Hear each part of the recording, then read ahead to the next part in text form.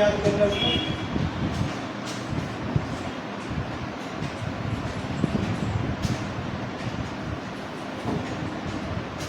PDS का याद है आप लोग किसी को? भूल गए सब? पीडीएस कब काटना होता है? रेंट के लिए क्या था? रेंट पे कर रहे हैं हम लोग 1,80,000 रुपये। पीडीएस कितना कटेगा? नहीं कटेगा। क्या पीडीएस कितना कटेगा? नहीं कटेगा। क्यों नहीं कटेगा? 2,40,000। कितना है? 2,40,000। अच्छा 2,40,000 का इसका लिमिट है। ठीक है, हम किसी कॉन्ट्रैक्टर को पेमेंट कर रहे हैं, एक किसी चीज का कॉन्ट्रैक्ट दिए थे काम कंप्लीट करने के लिए, काम कंप्लीट कर दिया उसने मुझे इससे 50,000 रुपया लिया। 50,000 रुपया लिया, एक बार में उसने 25,000 लिया, अगली बार में भी 25,000 लिया। ये लिया जनवरी में, ये लिया फरवरी में। कितना टीडीएस कटेगा? कब कटेगा? 30,000 वन टाइम पे पेमेंट करेंगे तब करेगा। अच्छा टोटल तो 50 चला गया ना। वन टाइम पे या फिर एग्रीगेट अगर यदि होता है 1 लाख से ज़्यादा तब। अच्छा ठीक है। बैंक में एफडी कराया किसी ने, एफडी कराया, एफडी पे इंटरेस्ट मिला है उसको 50,000 रुपये, नहीं 65,000 रुपये। कितना टीडीएस कटेगा बताइए?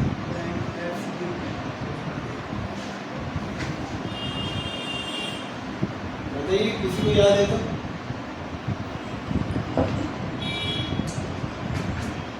नहीं यार, इसका कौन सा सेक्शन था रेंट का? कौन सा सेक्शन में कटता है? कहाँ पे लिखा हुआ है रेंट के बारे में कि ऐसे से कटेगा? 194 देख के बोल रहे हो? कॉन्ट्रैक्टर का किस में कटेगा? Course D, C for contractor. इसका किस में कटेगा? 194।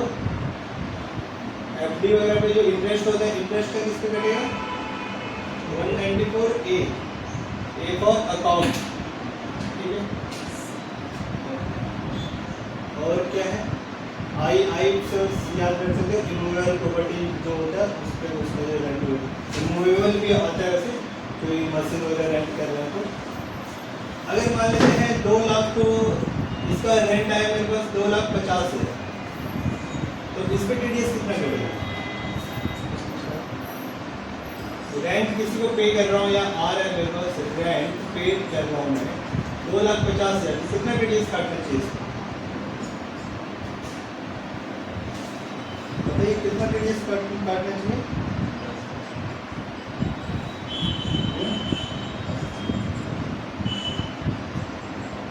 भूल चुके हैं आप लोग कितना? पहले तो क्वेश्चन आना चाहिए कि रेंट किसका है। रेंट किसका है? बिल्डिंग का है या फिर प्लांट एंड मशीनरी का है? बिल्डिंग का होगा कितना कट जाएगा? 10%। प्लांट एंड मशीनरी का होगा कितना कट जाएगा? 2%। ये था, ये याद रहना चाहिए। अगर मान लेते बिल्डिंग का रेंट है तो कितना टीडीएस कट जाएगा? 25,000। और बैलेंस कितना मिलेगा इसको पैसा? 2,25,000। और प्लांट एंड मशीनरी का होगा तो कितना मिलेगा इसको? 2% कट जाएगा। 2% कितना होता है? 2% हो जाएगा इसका 10,000। 10,000 का माइनस करके 2,40,000 को पेमेंट करना पड़ेगा। ये था। आगे बढ़ते हैं थोड़ा। एक इनकम टैक्स कब पे करना होता है, किसको पे करना होता है, कितना पे करना होता है? मैंने ग्रुप में कुछ भेजा था आप लोगों को, एक फोटो वगैरह देखा था आप लोगों ने? किसी ने देखने का कष्ट किया था? किसी ने कुछ समझ में आया था? टीडीएस कब जमा होता है सर?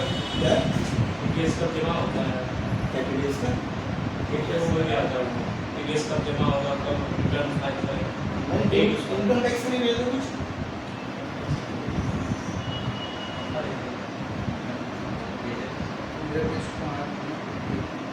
जो भी तब बोलना चाहिए पकड़े नहीं गए। टीडीएस का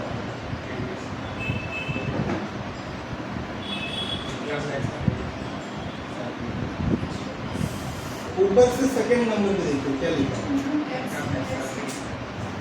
ऊपर से सेकेंड नंबर पे क्या लिखा है इसमें? हम लोग न्यू रिजिम जो लिखा है वहाँ जरा आप लोग बजट बढ़ाइए। 0 to 3 लाख लिखा हो, 3 to 6 लाख लिखा हो, 6 से 9 लाख लिखा होगा, 9 से 12 लिखा होगा, 12 से 15 लिखा होगा और 15 के बाद अनलिमिटेड होगा।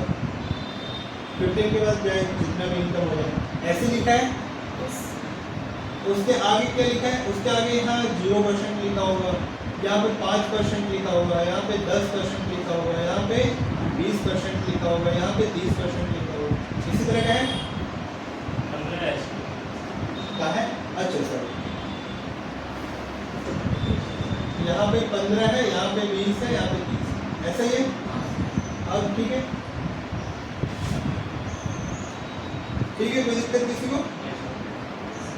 चलिए, अब ये क्या है? मैंने बोला था जब कोई इनकम टैक्स कब पे करना होता है? इनकम टैक्स कब पे करना होता है? जब कोई इनकम कमाएगा, किसको कितना पे करना पड़ेगा? कौन कमाएगा, कब कमाएगा, कितना पे करेगा? इसका तो 7 लाख से है। सर्विसमैन जो है सर्विस का 7 लाख। अच्छा, तो सर्विसमैन नहीं है तो बिजनेसमैन है। अनिल अंबानी की क्या सर्विस में है? मुकेश अंबानी सर्विस में है। बताइए, सोचिए जरा।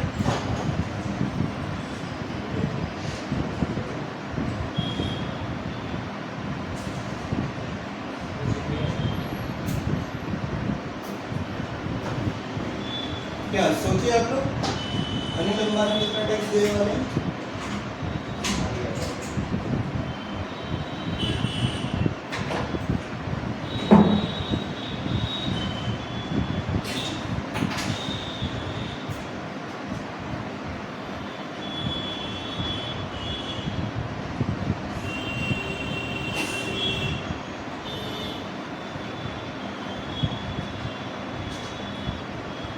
तो इसमें क्या है, जो पर्सन जितना इनकम कमाएगा, जितना गेन करेगा, उतना वो टैक्स पे करेगा।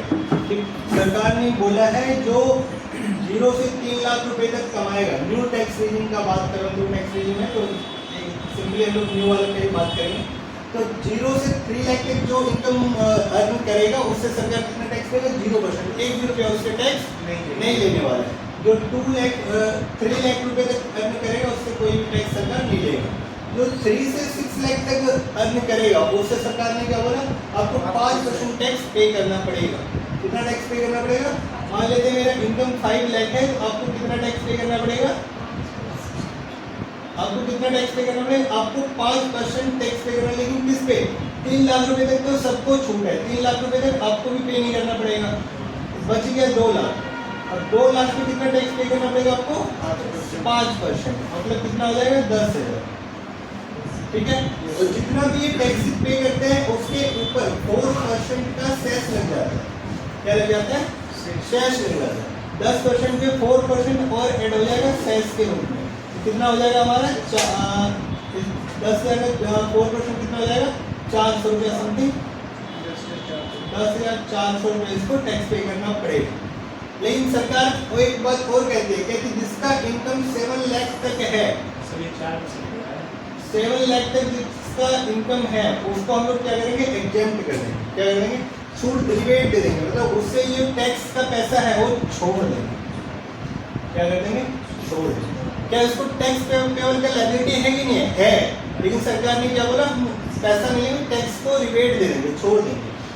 समझिए, ये किसके लिए बात कर रहे हैं? जिसका इनकम 7 लाख तक है। फिर उसके आगे आते नेक्स्ट स्लैब में जो 6 से ऊपर इनकम कमाते हैं उसको, उसका स्लैब कहाँ चला जाएगा? 10%। मतलब जो 7 लाख रुपए तक कमाएगा उसको कितना टैक्स पे करना पड़ेगा? 3 तक 0, 6 लाख तक 5% के हिसाब से कैलकुलेट करेंगे। फिर जो बैलेंस बचेगा उसको हम लोग कितना कैलकुलेट करेंगे? 10% के हिसाब से। मान लेते हैं कोई किसी का इनकम है कितना? 7 लाख रुपए, तो उसका टैक्स कितना बनता? 7 में 3 माइनस कर देंगे, कितना बचेगा? 5 बचेगा। ठीक है, 3 का स्लैब है, इससे कितने का? 3 का स्लैब है। ये 3, 6, 9, 12, 15 किसी साइड का है? और ये टैक्स रेट कितना बढ़ रहा है? 5% बढ़ रहा है। 0, 5, 10, 15, 20, लेकिन 20 के बाद 25 में सीधा 30 है। ठीक है, ये स्लैब है हमारा। तो अब इसमें ये 3 लाख पे कितना परसेंट टैक्स लगेगा? 0%। इसमें फिर 3 लाख माइनस कर देंगे, इसमें कितना लगेगा? 5%। बैलेंस जो बचेगा 2 लाख, इस पे कितना लगेगा हमारा? इस पे किस हिसाब से टैक्स लगेगा? 10% के साथ। कोई कुछ बोल रहा है? ओ थैंक यू। यहाँ पे कितना? 4 में 3 है 1 लाख पे कितना परसेंट? 10%। इसको कैलकुलेट करें कितना आएगा? ये जो 0 आएगा, ये कितना आएगा? 15,000। ये कितना आएगा आपका? 10,000। टोटल कितना आएगा? 25,000 प्लस इस पे सेस लग जाएगा। 4% का सेस लग जाएगा। कितना आएगा? 2500 का 4% कितना हो जाता है? 1,000 समथिंग। ये 26,000 का इसका टैक्स बन जाएगा। ठीक है, लेकिन सरकार क्या कहती है? इनसे भी एक भी पैसा टैक्स के रूप में नहीं लिया जाएगा, क्योंकि 7 लाख रुपए तक जिसका इनकम है उससे सरकार 1 रुपये टैक्स नहीं लेगी। तो आगे बढ़ते हैं थोड़ा। जिसका इनकम 7 नहीं, मान लेते 9 है, 9 लाख रुपए कोई इनकम गेन कर रहा है, तो उसको कितना टैक्स देना पड़ेगा? 3 यहाँ पे माइनस कर दिया, 9 नहीं, इसको 10 ले 10 ले लेते हैं। 10 लाख कोई अर्न कर रहे हैं, वैसे 7 के बाद जो भी टैक्स लगेगा वो पे करना पड़ेगा। 10 लेके चल रहे हैं, इसका 3 माइनस कर देंगे, फिर उसके बाद कितना बचेगा? 6 बचेगा, 7 बचेगा। 7 में 3 माइनस कर देंगे, कितना बचेगा? 4 बचेगा। 4 में फिर 3 माइनस कर दो, कितना बचेगा? 1 बचेगा। इस पे कितना परसेंट था? 5%। इस इनकम पे कितना आएगा? 10%। इस पे कितना आएगा? बैलेंस जो बचेगा 20%। समझ में आ रहा है आप लोगों को कैसे टैक्स कैलकुलेट करते हैं? 15% होगा सर, 20% हो सकता है। समझ में आ रहा है सबको? किसी को कोई प्रॉब्लम? तो कितना टैक्स बनेगा इसका? यहाँ पे 15 बन जाएगा, यहाँ पे कितना बन जाएगा? 30,000 बन जाएगा। यहाँ पे कितना बन जाएगा? अगेन 15,000 रुपये बन जाएगा। टोटल कितना हो जाएगा? 60,000। इसके ऊपर क्या ऐड हो जाता है? 4% का सेस ऐड हो जाता है। सेस लग जाएगा 4% में, कितना हो जाएगा? 2400 समथिंग। ये कितना हो जाएगा? 62,400। इतना टैक्स इसको पे करना पड़ेगा। टैक्स कैसे कैलकुलेट करते हैं आईएसओ में? ये 4% सेस लगता है। ये एजुकेशन सेस लगता था पहले, हायर एजुकेशन सेस लगता था। इस टैक्स के ऊपर जो लगता है उसको सेस कहते हैं। क्या? अच्छा कोई बात कटिए। और इसमें कोई दिक्कत? इनकम टैक्स का स्लैब यही है। ये किसके लिए है? इंडिविजुअल के लिए। इंडिविजुअल के लिए अगर कोई कंपनी कॉर्पोरेट है तो कॉर्पोरेट के ऊपर कितना लगता है? 25% टैक्स है, 30% टैक्स है, उसके लिए अलग अलग है। पार्टनरशिप फर्म है कोई, उसके लिए कितना परसेंट है? 30% डायरेक्ट लगता है टैक्स। उसके लिए कोई स्लैब नहीं है। ये स्लैब सिर्फ किसके लिए? इंडिविजुअल के लिए। हम जैसे हम हैं, आप इसके पेन में क्या बताया था? इंडिविजुअल के पेन में क्या आता है? 4th letter P। ठीक है, उनके लिए टैक्स स्लैब आया समझ में? कोई दिक्कत नहीं आती? करें आप कुछ नोट करना है आप लोगों को?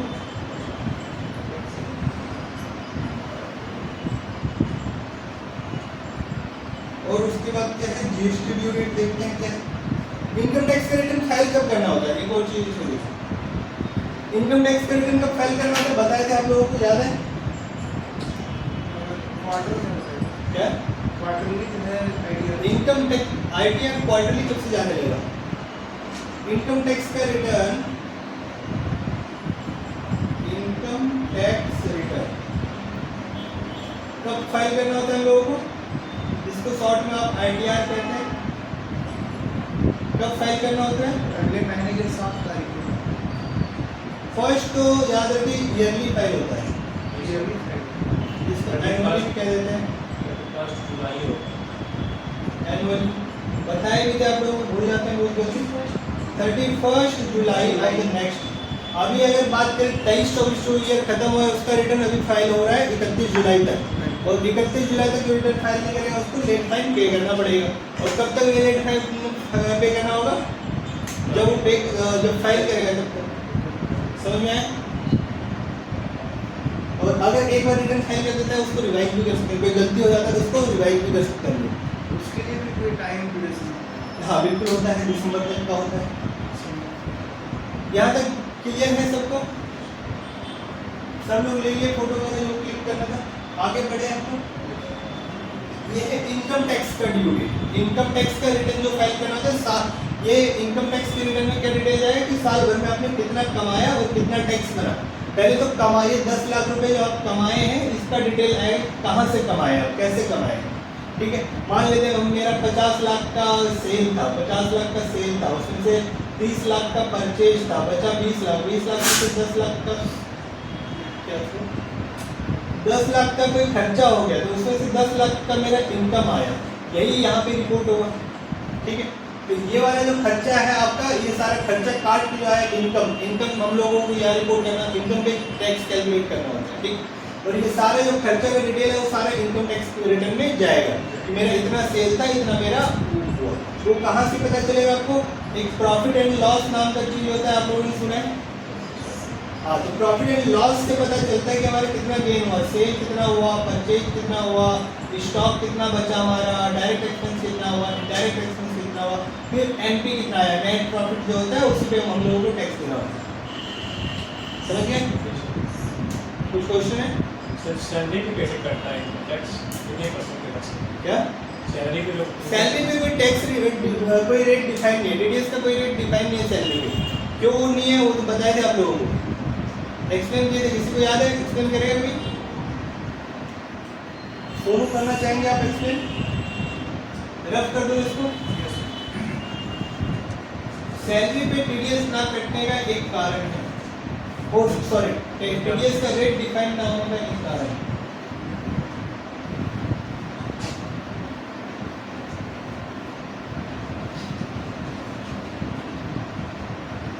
आपको बताया कि कोई मिस्टर एक्स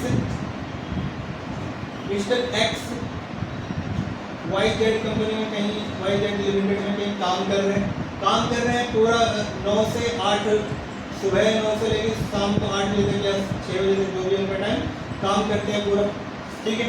उनको जाके मंथली सैलरी मिलता है, मंथली सैलरी मिलता है, मान लेते हैं 1 लाख रुपए पर मंथ इंटू 12 लाख रुपए। ये और किसी कंपनी में AB में ऑफर है कि मेरे यहाँ भी काम कर लो भैया 9 से 6, 9 AM to 6 PM, ये भी 9 AM to 6 PM। क्या ये AB से ऑफर आया, क्या इसको ठुकराएगा कि रखेगा? ये भी ऑफर दे रहा है 1 लाख का, सेम टर्म कंडीशन है, सेम एनवायरनमेंट है, क्या घर के से डिस्टेंस भी सब दूर है, तो सब बराबर ही है। क्या करेगा? एक्सेप्ट करेगा कि क्या करेगा? क्या यहाँ भी कर सकता है, यहाँ भी कर सकता है, पॉसिबल है? नहीं, एक ही जगह करेगा। क्यों?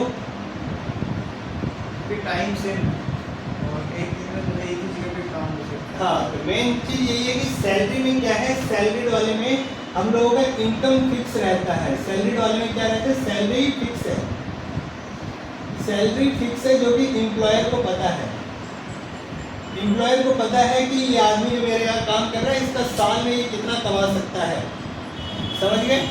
अब वो जितना कमा सकता है 5 लाख कमा सकता है, तो इसका कोई टैक्स लायबिलिटी, जब इनकम पता है तो इसका टैक्स लायबिलिटी भी पता होगा एम्प्लॉयर को, इसका इतना टैक्स बनेगा।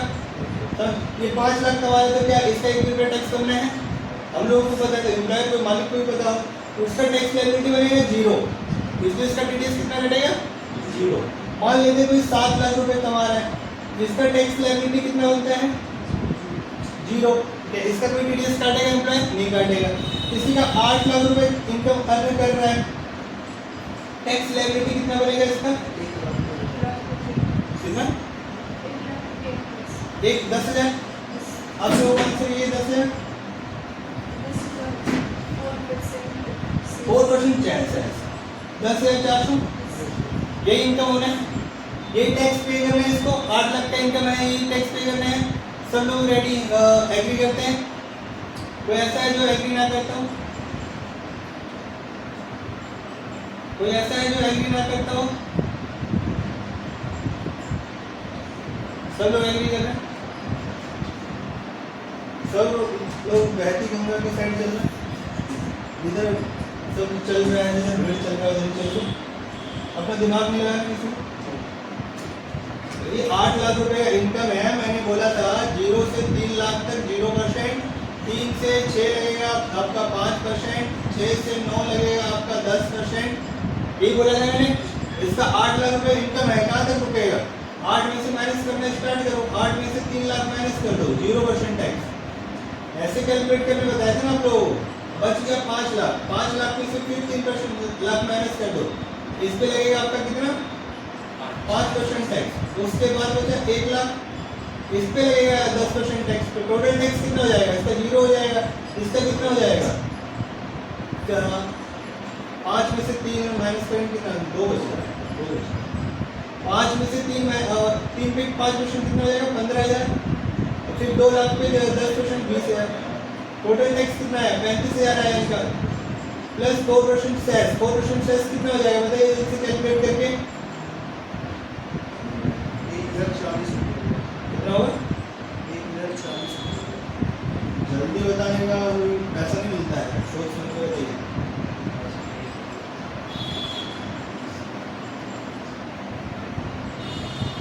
कितना? 1,040 रुपये। कितना होगा? 1400।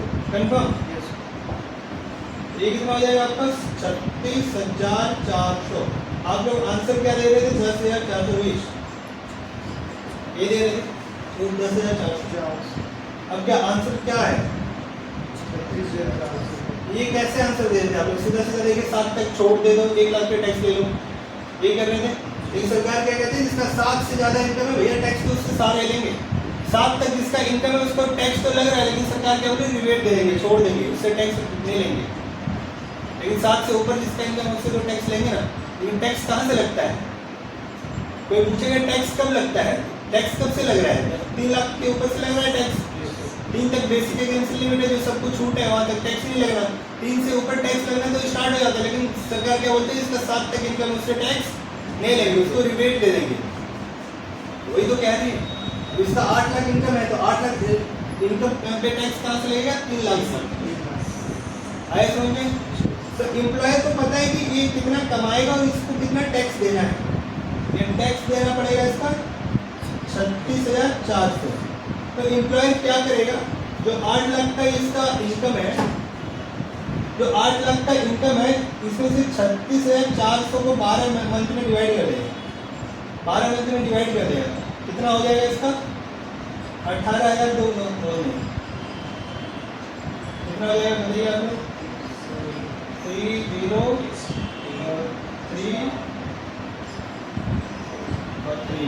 समथिंग ऐसे ही बढ़ते जाएगा। ये होगा 3,000 समथिंग रुपया है। तो एम्प्लॉयर क्या करेगा? 3,100 रुपया इसका सैलरी से काटना स्टार्ट करेगा मंथली की। महीने का 3,100 रुपया काट लो इसका, तो साल में जाके पूरा टैक्स कवर हो जाएगा। तो यहाँ पे रेट का कोई जरूरत है? रेट की जरूरत ही नहीं, क्योंकि एम्प्लॉयर को पता है स्टार्टिंग में कि ये कितना सैलरी कमाएगा हमारे यहाँ से, और उसके साथ जितना टैक्स करेगा वो अपना काट लेगा और सरकार को जमा करा देगा। समझ गए? इसलिए सैलरी पे टैक्स नहीं है। अब आते हैं दूसरा एग्जाम्पल लेते हैं। मिस्टर वाई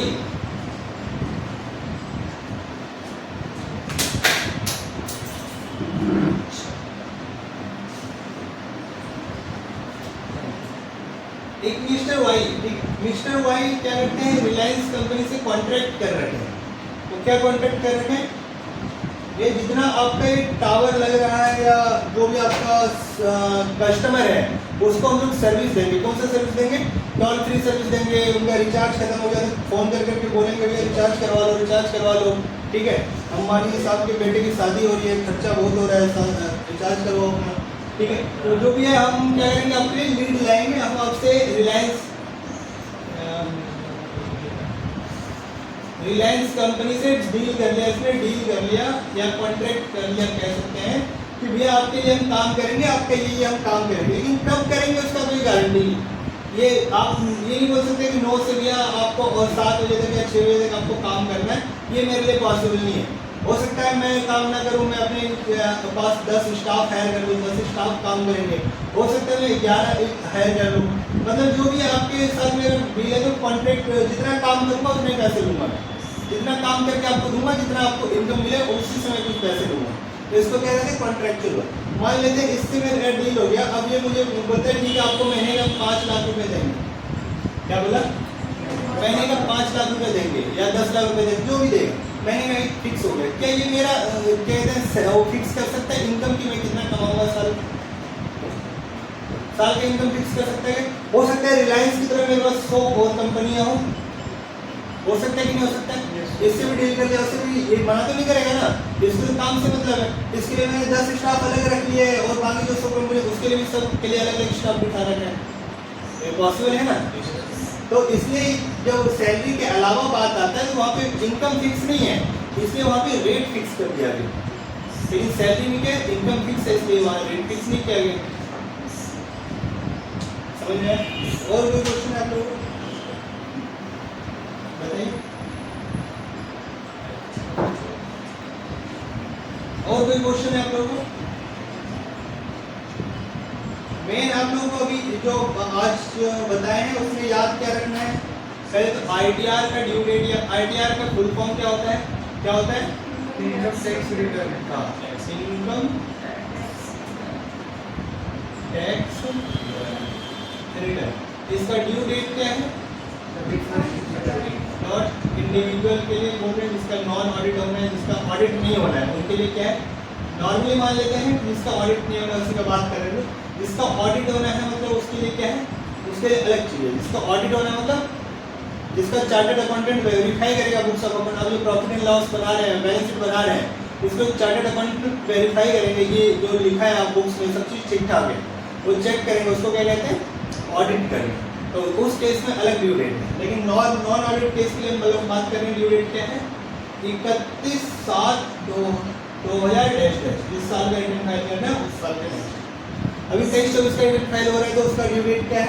31 जुलाई 2024। 24-25 जब ईयर एंड हो जाएगा उसका ड्यू डेट क्या होगा? 31 जुलाई 2025।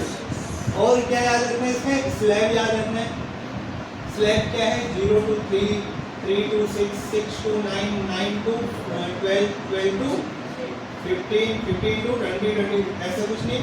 15 तक आगे स्लैब खत्म हो गया। 15 से अनलिमिटेड 30% ये, इस पे 20% है, बाकी 5% कम करते जाओ। 15, 10, 5, 0 ये इस तरह का आपको याद रखना है माइंड में। टीडीएस का बताया था आप लोगों को, टीडीएस का रेट वगैरह पता है। अब टीडीएस डिपॉजिट कैसे करना होता है सरकार को? मंथली डिपॉजिट करना होता है। टीडीएस कैसे डिपॉजिट करना होता है? मंथली। हर मंथ जो जैसे इस मंथ हम लोग जो इनकम अर्न कर रहे हैं उसका नेक्स्ट मंथ इस साल जितना किसी को पेमेंट करना है, रेंट आपको पे करना है किसी को 30,000 रुपये, उसका जो भी रेंट टीडीएस बनता है 10% या 2% एज द केस में भी, तो आपको नेक्स्ट मंथ उसका जो 7th डे होगा 7 तारीख से पहले सरकार को टीडीएस जमा कर देना है। टीडीएस जमा कैसे करते हैं? नॉर्मली चालान बनता है उससे जमा हो जाता है। लेकिन सरकार को पता कैसे चलेगा आपने जो सरकार को टैक्स ये टीडीएस जमा कराया वो किसका कराया है? पेन नंबर उसका देंगे ना। लेकिन किस में देंगे? टीडीएस जमा कराते हैं उसमें कुछ नहीं मांगता है, वो किस में देना पड़ेगा हम लोगों को? एक क्वार्टरली रिटर्न जाएगा। क्वार्टरली रिटर्न जाएगा। क्वार्टरली रिटर्न में सब डिटेल देना होगा आपको। किसका काटा आपने? डिडक्टिव कौन है? डिडक्टिव कौन है? क्यों काटा आपने? भाई क्या क्यों काटा आपने? रीजन देना पड़ेगा यहाँ किस वजह से काटा है। सेक्शन चूज करना पड़ेगा, कौन से सेक्शन में काटा है आपने। पेन नंबर बताना पड़ेगा किसका काटा आपने, और एक बताना, एक तो डिडक्टिव का जहाँ डिटेल देगा वहीं पे आपको पेन नंबर बताना पड़ेगा। डिडक्टिव का पेन नंबर दे दीजिएगा इनकम टैक्स डिपार्टमेंट को, इस आदमी का काटा है तो ऑटोमेटिक सर्च कर लेगा पेन नंबर से कि इस आदमी का है। फिर उसके बाद क्या सेक्शन बताना पड़ेगा, अमाउंट बताना पड़ेगा कितना आपने पे किया उसको, और टीडीएस का अमाउंट बताना पड़ेगा कितना आपने टीडीएस काटा। कुछ आपने कम काटा तो आपको खास से नोटिस कीजिएगा। तो ये कब करना पड़ता है? क्वार्टरली करना पड़ता है। ठीक है, क्वार्टरली करना पड़ता है। क्वार्टरली का मंथ का जो लास्ट डे होता है, नेक्स्ट मंथ का जो लास्ट डे है। जैसे अभी कौन सा क्वार्टर चल रहा है? जून क्वार्टर खत्म हुआ है, फर्स्ट क्वार्टर का मतलब समझ रहे हैं आप लोग? हाँ, आप लोगों को बताया था क्वार्टर का मतलब quarter 1, quarter 2, quarter 3, quarter 4। Quarter 1 में कौन सा पीरियड आएगा बताइए जल्दी से। क्वार्टर 1 में कहाँ से कहाँ तक आएगा? अप्रैल से जून तक आएगा। बिल्कुल सही, अप्रैल टू जून। क्वार्टर टू में कहाँ से कहाँ तक जाएगा? जुलाई से सितंबर, जुलाई टू सितंबर। क्वार्टर थ्री में कहाँ जाएगा? अक्टूबर से दिसंबर, अक्टूबर टू दिसंबर। क्वार्टर फोर में कहाँ जाएगा? नया साल इसमें चला जाएगा क्वार्टर फोर में, ठीक है। तो अभी जो ये क्वार्टर खत्म हुआ, कौन सा क्वार्टर खत्म हुआ है? एक फर्स्ट वाला। और मंथ कौन सा खत्म हुआ है? जून वाला। तो जून का अगर टीडीएस जमा कराना होगा तो कब तक कराएंगे? 7 जुलाई तक। उसके बाद करेंगे तो लेट फाइन लगना, इंटरेस्ट लगना स्टार्ट हो जाएगा। और उसके बाद अगर क्या कहते हैं मुझे रिटर्न डालना होगा इस क्वार्टर का, तो कब तक डालेंगे? मंथ का जो लास्ट डे होगा वो मंथ, नेक्स्ट मंथ, अभी जो जुलाई आए, जुलाई का जो लास्ट डे होगा वो, 21 अगस्त ठीक है। अब देखिए आप लोगों को इसमें भेजे मैंने, इसमें भी होगा ड्यू डेट है।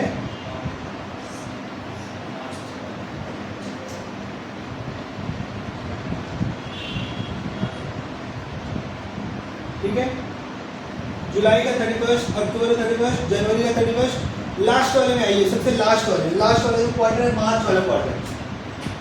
मार्च वाला क्वार्टर और मार्च वाला मंथ दोनों इंपॉर्टेंट है। मार्च वाला मंथ का अप्रैल वाले मंथ का टीडीएस कब जमा कराऊंगा मैं, बताइए? अप्रैल वाले मंथ का टीडीएस कब तक जमा कराना होता है? कब कराना होता है? अप्रैल वाले मंथ का टीडीएस कब जमा कराना होता है? अप्रैल का मई में कराना है, मई में 7 तारीख तक। मई का कब कराना है? जून में कराना है 7 तारीख तक। जुलाई और जून का कब कराना है? जुलाई में कराना है, ठीक है। उसी तरह जनवरी का, फरवरी का, सबका। लेकिन मार्च में आ जाता है, मार्च वाला देखिए, मार्च में क्या लिखा है ड्यू डेट? मार्च का कुछ अलग लिखा है कि ये लिखा है? 7 अप्रैल 2024 को डेट इफेक्टिव एनरोलमेंट ऑफिस। और अगर में लिखा है 30 अप्रैल 2024 को अदर इफेक्टिव। हाँ, क्या लिखा है? इसका जो नेक्स्ट मंथ होगा, उस नेक्स्ट मंथ का 7th नहीं, इसमें बोला लास्ट डे, लास्ट डे, ठीक है। सब लोग देखिए क्या इसमें क्या बोला है मार्च वाले के लिए? इसमें लास्ट डे जो नेक्स्ट मंथ होगा उसका 7 तारीख में, उसका लास्ट मंथ डे तक आपको डिपॉजिट कराना है। फिर रिटर्न कब डालेंगे? लास्ट डे तक। और ऐसे मार्च वाले क्वार्टर का रिटर्न डाल देना चाहिए हम लोग 31 मई तक, सॉरी 30 मई तक, 30 मई तक रिटर्न डाल देना चाहिए था। क्या सोनू? 30 मई तक तो हम लोगों को रिटर्न डाल देना चाहिए ना। लास्ट मंथ का जो लास्ट डे होगा उस दिन रिटर्न चला जाना चाहिए टीडीएस का। रिटर्न डालने का ड्यू डेट है ना।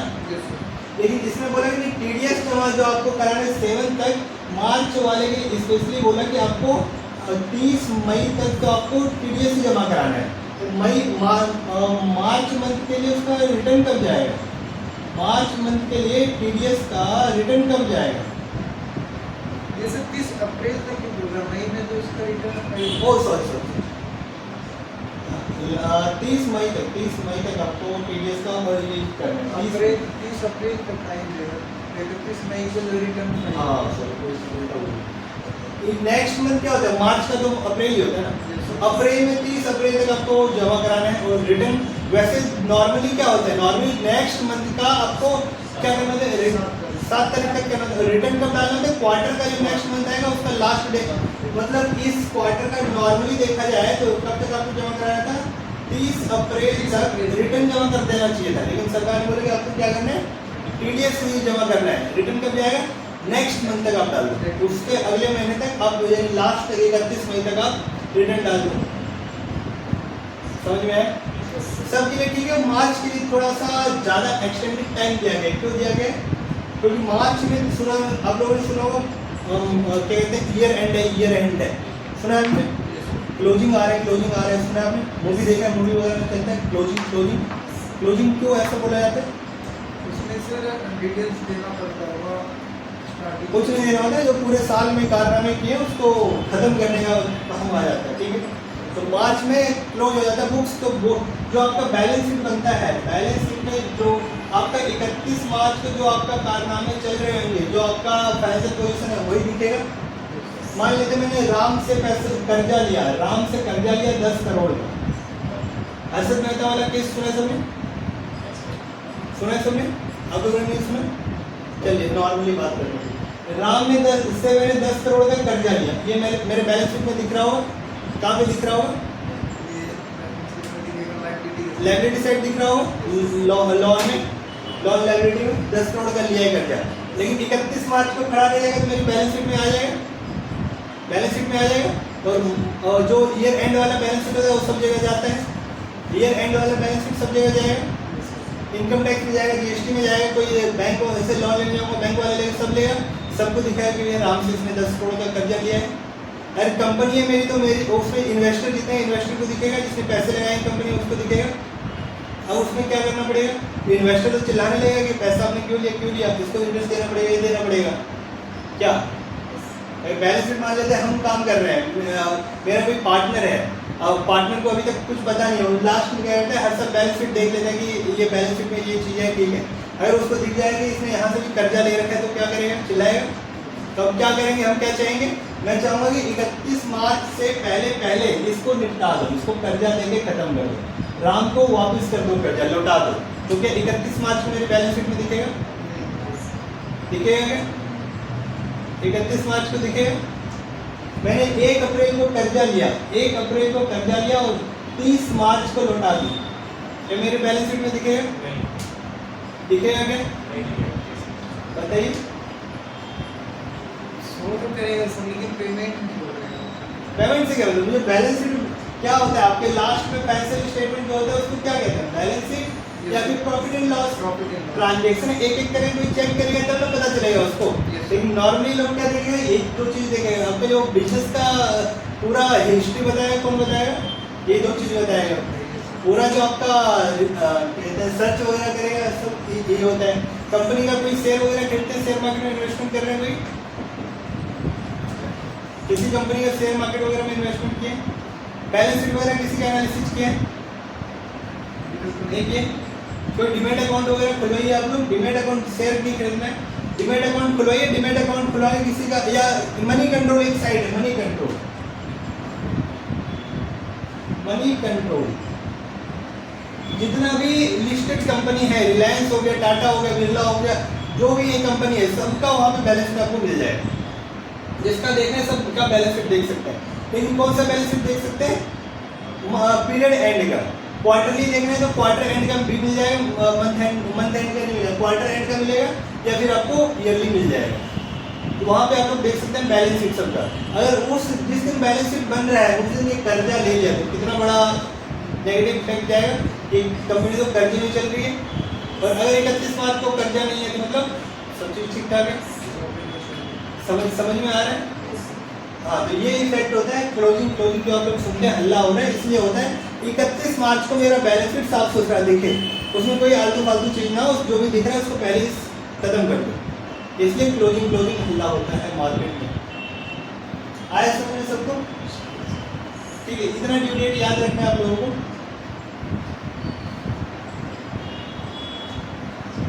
याद रहेगा आप लोगों को क्या? सर इसमें जितना वो क्लियर होना चाहिए कि क्या क्या चीज़ हमको ध्यान में रखना है, मेनली जो कि जानकारी दे सकते हैं पूछ देता है बार बार। ये सब जो चीज़ें बता रहे हैं चाहे सारी चीज़ मुझे टीडीएस का मार्च वाले का ड्यू डेट क्या बताइए, टीडीएस जमा करने का मार्च मंथ का टीडीएस कब जमा करेंगे बताइए, अंकित बताएंगे। मार्च मंथ का टीडीएस कब जमा करेंगे, 30 कौन सी तारीख को, सुन लीजिए। और 30 अब क्या होगा, रिजेक्ट होगा कि सिलेक्शन होगा इनका बताइए। मई है सर, 30 अप्रैल पूरा महीना चला। अब कोई क्वेश्चन पूछेगा इनफ से, क्या कहते हैं जिसका 7.5 लाख रुपए इनकम है उससे कितना उसका टैक्स लगेगा बताइए।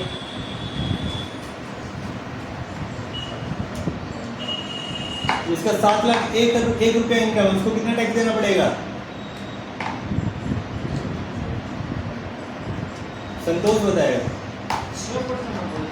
7 लाख 1 रुपया इनकम है उसको कितना टैक्स देना पड़ेगा, 6% होता है। हाँ देख लिए सब लोग, सिलेक्शन होगा इनका कि रिजेक्शन होगा। अभिनव बताएंगे 7 लाख 1 रुपया इनकम है कितना टैक्स देना पड़ेगा,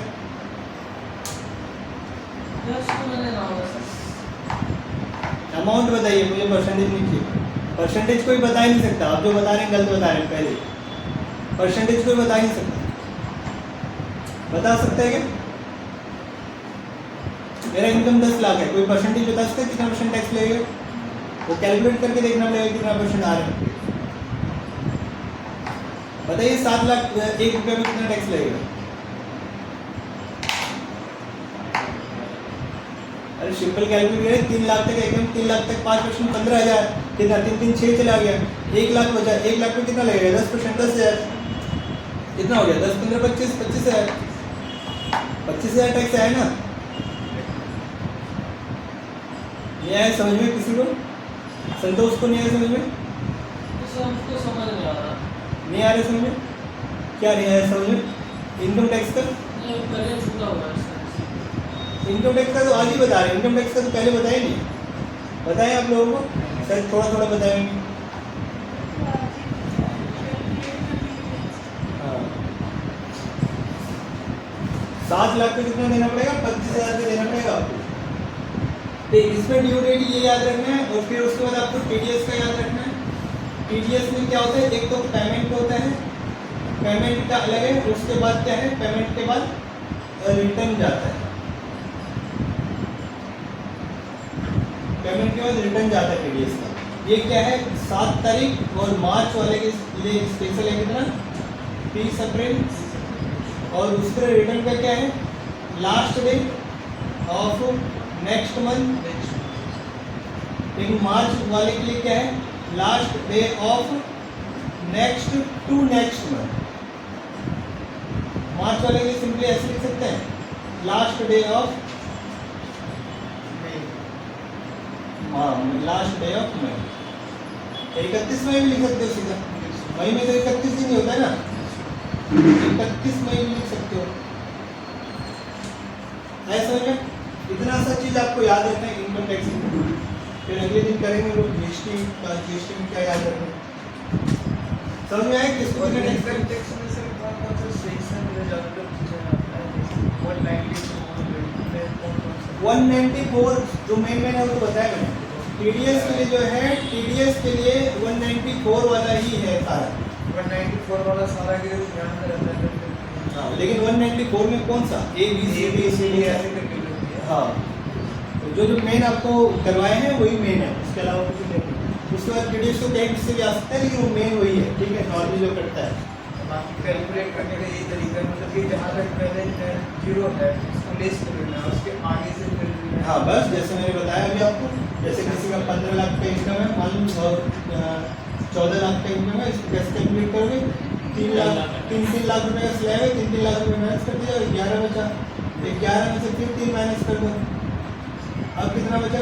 8 बचा, 8 में फिर 3 माइनस कर दो, 5 बचा, 5 में फिर 3 माइनस कर दो, कितना? 2 लाख। बस 3 का स्लैब ही नहीं बना। अब क्या हो जाएगा? 0% कैलकुलेट करो, इस पे 5% कैलकुलेट करो, इस पे 10% कैलकुलेट करो, इस पे 15% कैलकुलेट करो, इस पे 20% कैलकुलेट करो। अगला चला जाता है तो कितना होगा? 30% हो जाता है, 30%। ठीक है, बाकी जो इंटरेस्ट अमाउंट आएगा उसमें 4% ऐड करना है। क्या बोले? तो जो टैक्स निकल हाँ, जो टैक्स निकल जाएगा उसमें 4% सेस एक्स्ट्रा लगेगा। संतोष को नहीं आया सेस समझ में? टैक्स के ऊपर टैक्स, उसको सेस, ठीक है। तो इतना चीज आप लोगों को याद रखना है। सर 2 लाख पे लगेगा सर। क्या बोले? 2 लाख। कौन बोला 2 लाख? टोटल टैक्स पे लगेगा। ये तो टैक्स कैलकुलेट करना है ना आपको, ये तो टैक्स कैलकुलेट करना है। इस पे 0%, इस पे 5%, इस पे 10%, इस पे 15%, इस पे 20%। ये जो टैक्स निकल के आएगा कैलकुलेट करके देखो, इस पे 0 आ गया, इस पे आपका 15,000 आया, इस पे आपका 30,000 आया, इस पे आपका 45,000 आया, इस पे आपका 40,000 आया। टोटल टैक्स जो निकल के आएगा उस पर प्लस करेंगे 4% सेस। कितना आया आपका निकल के?